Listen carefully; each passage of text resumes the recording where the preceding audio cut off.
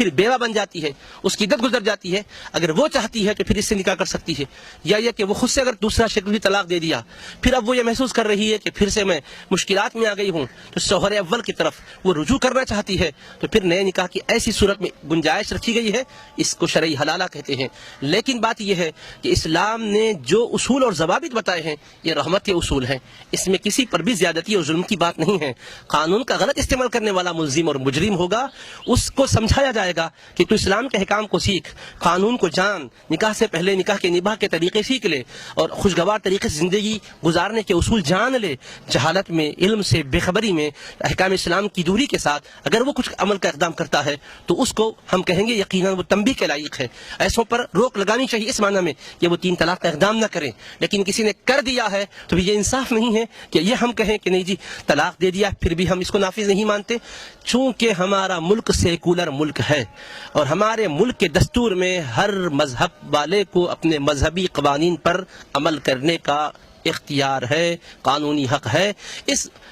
اس قانون سے استفادہ کرتے ہوئے ہر دھرم والا اپنے دھرم پر، ہر مذہب والا اپنے مذہب پر، ہر مسلک والا اپنے مسلک پر عمل پیرا ہو رہا ہے۔ مسلمانوں کے اندر بھی مختلف الخیال لوگ ہیں، ہر ایک کی اپنی اپنی تحقیق ہے، وہ اپنی اپنی تحقیق کے مطابق عمل کریں گے، لیکن یہ کہ سب کے لیے ایک ہی قانون کا نافذ کر دینا یا ایک ہی قانون کی نفاذ کی بات کرنا یہ سب کے حق میں رحمت کی بات نہیں ہو سکتی۔ اس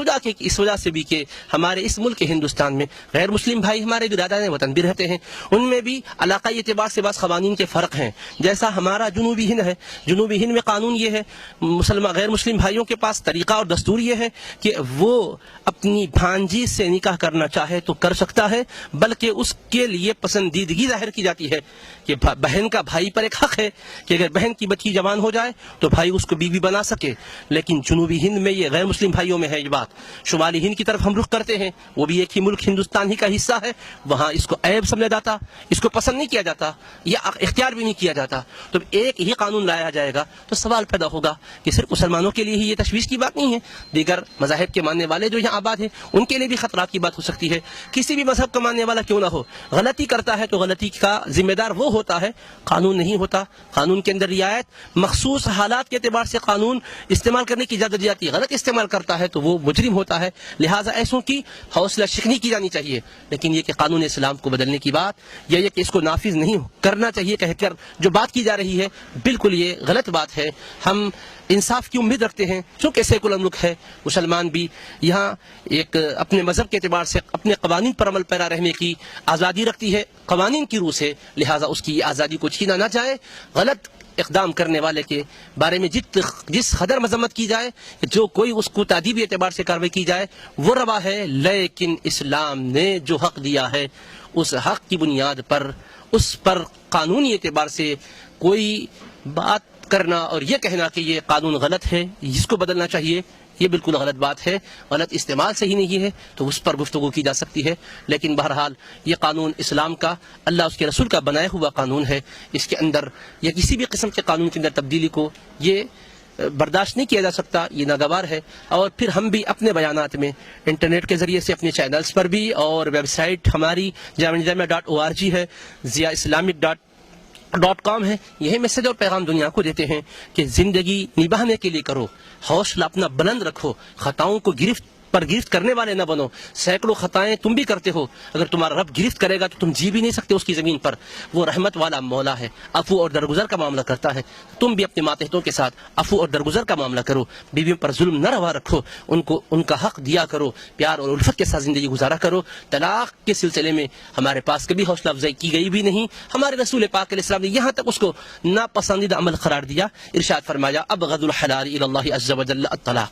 اللہ کے پاس جائز چیزوں میں سب سے بڑھ کر ناپسندیدہ چیز اگر کوئی ہے تو وہ طلاق ہے۔ ارشاد مبارک یہاں تک ہوتا ہے کہ طلاق دینے سے خدا کا غضب نازل ہوتا ہے اور اللہ کا عرش ہلنے لگتا ہے، اور سرکار دو عالم علیہ السلام نے یہاں تک فرمایا ہے کہ جب طلاق بندہ دیتا ہے تو شیطان سب سے زیادہ خوش ہوتا ہے۔ شیطان اپنا ایک مسند بچھاتا ہے پانی پر اور اپنے چیلوں کو جمع کر کے پوچھتا ہے تم نے کیا کیا؟ ایک کہتا ہے میں نے یہ کیا، ایک کہتا ہے وہ کیا، کوئی توجہ نہیں دیتا، زیادہ اہمیت نہیں دیتا۔ ایک دور ٹھہرا ہوا ہوتا ہے، اس کو کہتا ہے تو نے کیا کیا؟ وہ کہتا ہے میں کوئی بڑا کام نہیں کیا، میاں بیوی میں جھگڑا پیدا کر دیا اور جس کے نتیجے میں طلاق ہو گئی، تو اس کو کہتا ہے ہاں ہاں تو نے بہت اچھا کام کیا، سینے سے چمٹا لیتا ہے۔ تو طلاق سے شیطان خوش ہوتا ہے، خدا ناراض ہوتا ہے، اس لیے اس کو ہم پسندیدہ عمل کبھی نہیں کہہ سکتے۔ لیکن اگر کسی نے ارتکاب کر بیٹھا تو اس کا حکم مرتب ہونا یہ بدیہی، فطری اور قانونی بات ہے۔ جیسا کہ ہم نے مثال میں عرض کیا کہ لیسنس اگر ریوالور کا کسی کو دیا جائے یا بندوق کا دیا جائے اور وہ اگر غلط استعمال کر کے کسی پر ظلم کرے تو ظلم کرنے والا برا ہوگا۔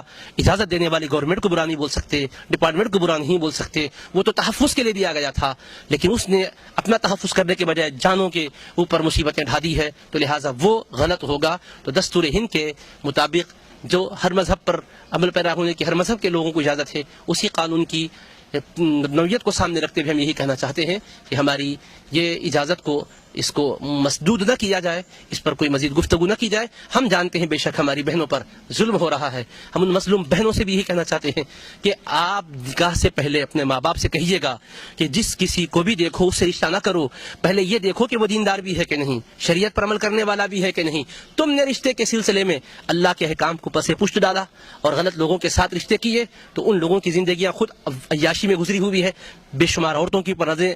ڈالنے والے بے حیا قسم کے لوگ ہیں۔ ایسے لوگ اس طرح کے اقدام کرتے ہیں، جو لوگ دین کو سمجھتے ہیں، شریعت کو جانتے ہیں، وہ اپنی بیوی کے ساتھ ازدواجی تعلق کے سوا کوئی اور تصور نہیں کرتے، وہ تو نبھانے کی کوشش کرتے ہیں۔ اور ہمارے رسول پاک علیہ السلام نے یہاں تک سمجھایا ہے کہ پڑوسی بھی تمہارا ہے، اس کی اذیتوں پر صبر کرو، اللہ تم سے خوش ہوگا۔ تو یہ تو پڑوسی ہی نہیں بلکہ رفیق حیات ہے، شریک زندگی ہے۔ اس کے لیے رسول پاک علیہ السلام کی طرف سے بے پناہ رعایتیں ہیں، یہاں تک کہ صحابہ کرام کے زمانے میں کسی خاتون نے آ کر شکایت کی تھی کہ بیوی کے ساتھ شوہر کا سلوک اچھا نہیں ہو رہا ہے، حضور نے خطبہ دے کر فرمایا کہ کچھ عورتیں ہمارے پاس اپنی شوہروں کی شکایت کر رہی ہے، یاد رکھو جو اپنی بیویوں کو شکایت کا موقع دیتے ہیں وہ تم میں کے اچھے لوگ نہیں ہیں، فلیس اولئک بخیارکم، یہ رسول پاک علیہ السلام نے فرمایا۔ لہٰذا ہم اپنے نوجوان بھائیوں سے بھی یہی کہنا چاہتے ہیں، خدا را زندگی کا یہ معاملہ اور یہ سفر انتہائی سوجھ بوجھ کے ساتھ طے کرو اور خوشگوار زندگی گزارو، طلاق خلا جیسے مکروہ اعمال کی طرف توجہ نہ کرو، صبر کرو، تحمل کرو اور زندگی کو آگے بڑھاؤ تاکہ خوشگوار زندگی ہو۔ میاں اور بیوی کا رشتہ یہ پارٹی نہیں ہے، یہ پارٹ ہے، زندگی کے حصے ہیں، اس لیے ان کو اسی طرح سے سمجھا جائے۔ خدا خیر کی توفیق عطا فرمائے۔